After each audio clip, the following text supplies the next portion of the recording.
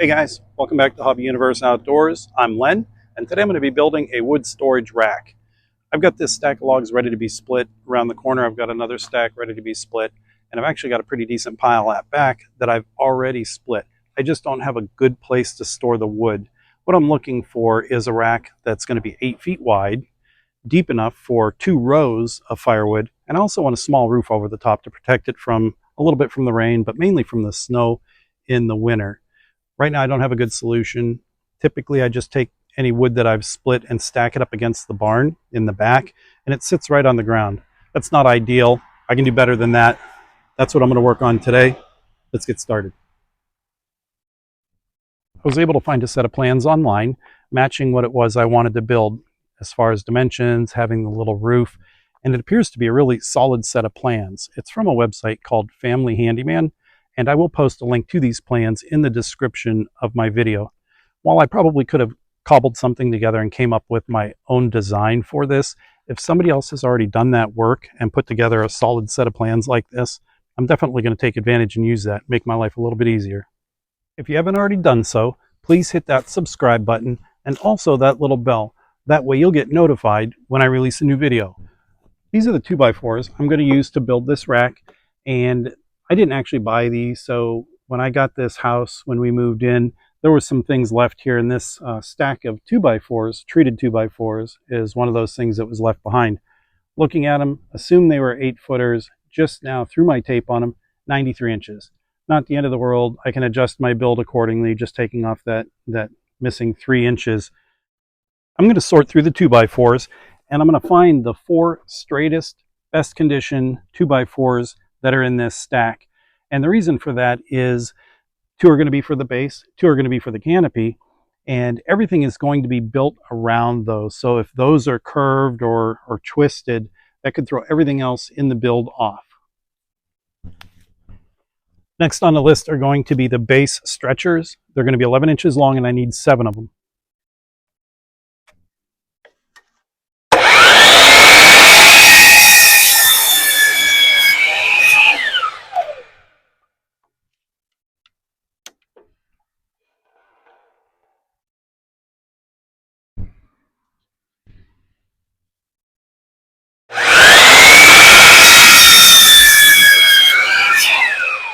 Now I need to cut the uprights. These are going to be 4 pieces, 1 in each corner, and they're to be 48 inches long. Like I mentioned earlier, my 2x4s are actually only 93 inches long, not 96. So to make up for that, I'm going to have to cut each one at 46.5 inches instead of 48.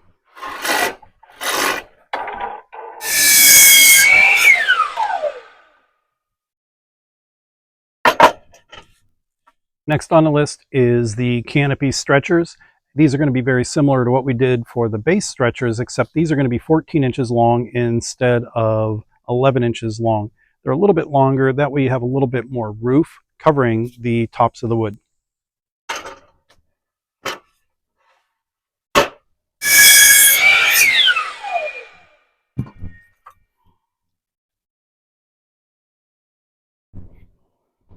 Last cuts I need to make are going to be for angle braces. I need a total of 4 of those. Those will be for the base, and I'll show you what those are and where they go when we get to that point. I've got the saw rotated to 45 degrees. I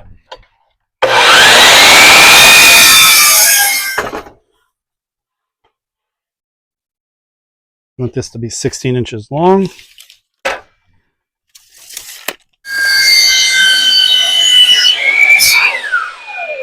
I'm going to start putting this thing together. I don't expect it to take too long. I'm going to put it right along this chain link fence, I think is where this rack is going to go. And if I decide I need more, I can build additional racks, and I'll just continue right down the line until I have enough. How you doing, Igor? Are you curious? You wondering what the heck it is I'm doing? Why don't you just hang out there? You can supervise. If I'm doing something wrong, you let me know, okay?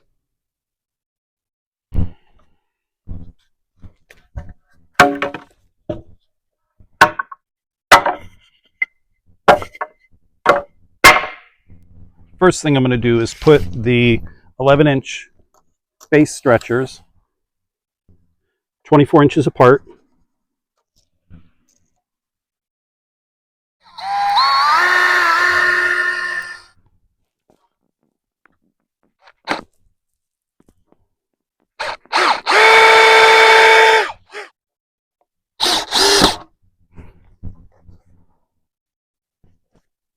Don't want that daddy long leg there. That's not where he belongs.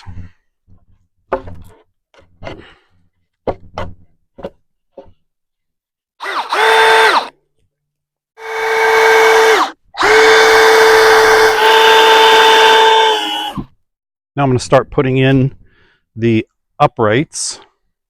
I'll have one in each corner. And once I have the uprights in, I have two more of those stretchers. I'll put those in, kind of sandwiching in these verticals.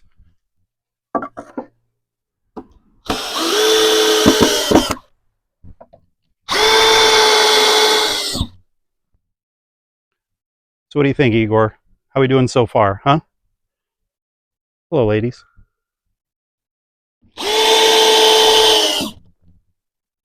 Perfect. This is where we're going to attach those extra stretchers. And that'll give it a lot of added support. I'm also going to put in those pieces I cut that were 16 inches long that had the 45s on the ends. I don't know, I might not put those in. Now that I think about it, we're going to have to see. The reason I'm second guessing those extra supports is I'm going to have a roof on the top, and that roof is going to help hold everything together. Originally, those spacers were going to run from here to here to keep the wood from pushing out on this, but that top is going to do that for me. So I'm not sure if I'm going to add them or not. I'm going to think about it a little bit. Now that I think about it, I think I'm still going to add them, because even though these might not come out individually, I think the whole thing could twist a little bit. Now we're going to build the roof. Since I know that the spacers for the roof are going to be spaced exactly the same as the base, instead of using my tape measure to measure them out, I'm just going to cheat a little bit and use the base that's already properly measured. Actually, it's not cheating, right? I think if you're working smart and efficiently, you're not cheating, you're just being efficient, right?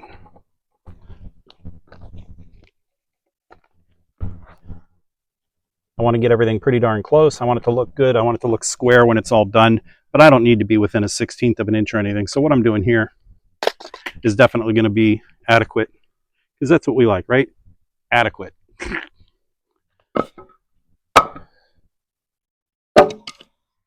I feel like I'm missing one. That's odd. Oh, wait a minute. That's better. So now we'll go ahead and get this assembled, and then we'll install the roof. Definitely warm today. It's not too bad. It's not like I'm down south in Florida or Georgia or something like that. But it's still warm. I've got the roof framework assembled, and when I put that on, I actually want to put it on at a bit of an angle, and that way that'll help shed the water when the snow melts or when it's raining or whatever. So what I'm going to do is I'm going to use these are the other two stretchers that I've got to put on the roof, but I didn't put them on yet, because what I want to do is I'm going to temporarily attach them to these 2x4 uprights at an angle. I'll make sure I'm the same on this end and on that end, and that'll do two things. One, that'll make sure I'm the same on both ends when I put that on and attach the roof frame, but also I'm working alone. So having these here will allow me to take that frame, set it here, and these will hold it in place while I attach it. Then I can remove these.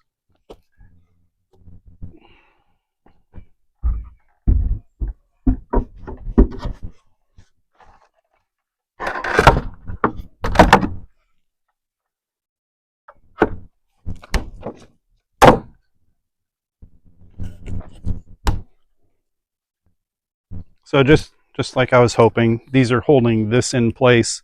Now I can get the frame secured. I'll be able to remove these, and these are the spacers that'll actually go in here.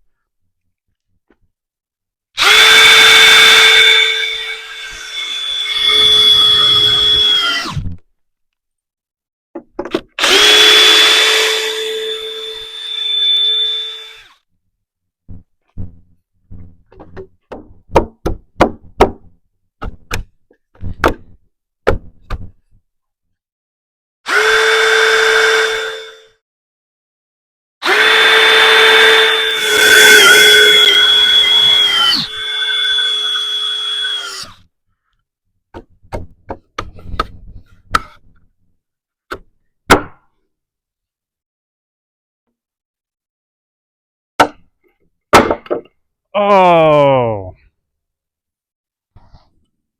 we'll try that again.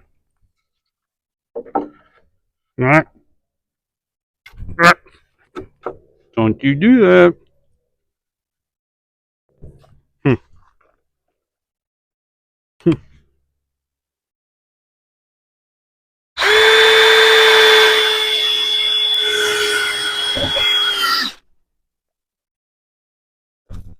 So I've been waffling back and forth whether or not I was going to add these corner braces, and I think I'm going to. I gave it some thought, and once I fit them up a little bit and look, this is how much room they're actually going to take up. It's not a ton of room. What is that? Maybe 1, 2 pieces of firewood per corner. They're already cut, won't take long to put on, and I do feel that over time, I mean, this thing is really solid right now. It's, brand new, but maybe over time, if it were to loosen up a little bit, I feel like this top portion of the roof could go like this, causing these verticals to pivot a little bit. Don't know, doesn't matter. Already got them cut. Take me a few minutes, little added insurance, so we're just going to go ahead and do it. So with those corner braces on and in place, the frame is done. The only thing I have left to do to finish this thing up is going to be add the corrugated steel for the roof. That's not cut yet, so I've got to work on that next. One of the things I mentioned during the first part of the video was that I wanted a rack where I could have two rows of firewood, one in front of the other, making it a little bit deeper, doubling the amount of storage. Two reasons I didn't do that. One is the plans I found were only for single deep, but honestly, that would have been really easy to modify and just make it a little bit deeper. The main reason is once I started walking around in the area where I knew the rack was going to live, I decided that losing that extra bit of depth between the fence and everything that's going on back here that you can't see would have been a little bit too tight. I think rather than having 2 rows of firewood, one in front of the other, I think it would be easier just to build additional racks should I need them, which I may end up doing. And if I do that, I'll just continue to run them right up this fence line here. Well, that's going to take care of this wood rack build. It is almost done. And I say almost because I still have to put that metal roof on it. And I haven't done that yet. The metal sheets I have are too long. I've got to cut those to length. I'm out of time for the weekend, so I'm going to have to do that next weekend. But other than that, I'm really happy with it. I did end up bringing up a small load of wood just to get it on there, see what it looked like. And I also did put pavers underneath to protect this frame from the wet ground. As promised earlier in the video, I'll post a link to the plans I used in the description of this video. That way, if you're going to be building something similar, you can reference those. I appreciate you taking the time to watch. I hope you enjoyed the video. And if you haven't already done so, hit that like button and also the subscribe button. That way you'll know when I release another video. Appreciate you taking the time to watch. Be safe. Enjoy the rest of your day.